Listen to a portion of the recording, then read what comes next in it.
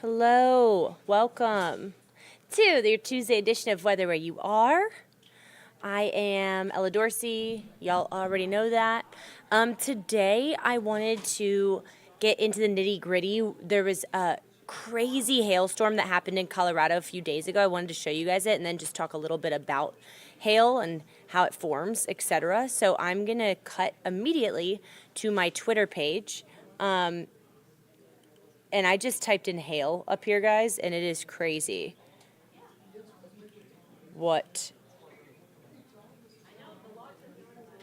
happened. This is in Colorado, Yuma, Colorado. Look at that hail, guys. That's hail.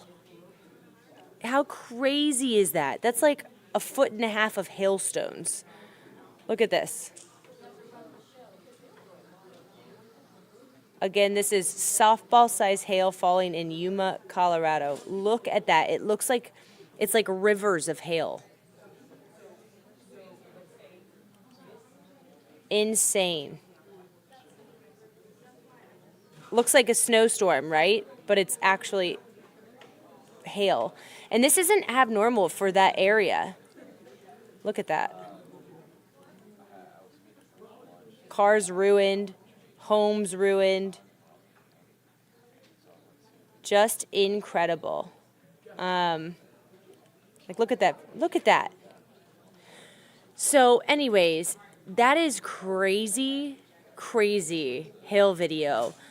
We don't see that hail here, right? It looks foreign. The reason it has a lot to do with the atmosphere and just the geography as well. Areas further out west, they are much more prone to larger hail. So let's talk about why. What forms hailstorms? Well, I kind of want to make this big. Okay.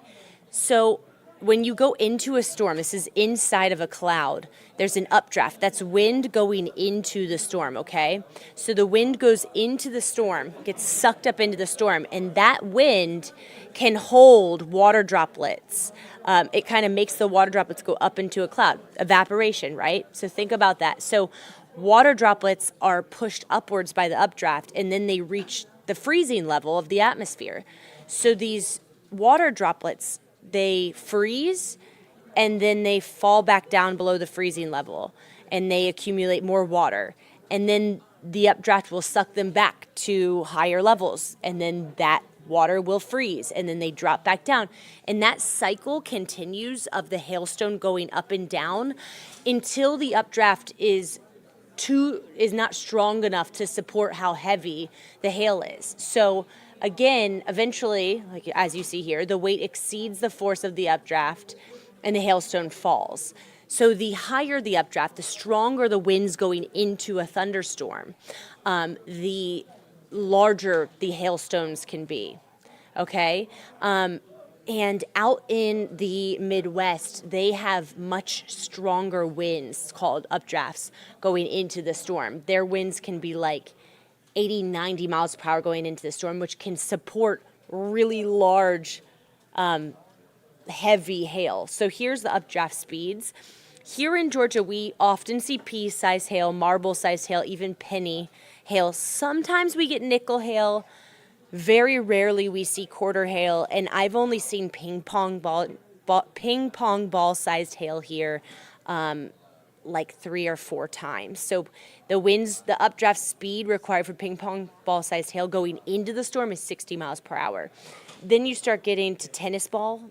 To get winds, to get a tennis ball sized hailstone, you have to have winds of 77 miles per hour going into the storm. Like that's how fast you're driving on the interstate. Think about that. And then to get grapefruit sized hail, you have to have wind speeds of almost 100 miles per hour going into the storm. So when you get those storms with hail that big, you could just, the winds are extremely strong, okay? Pretty incredible.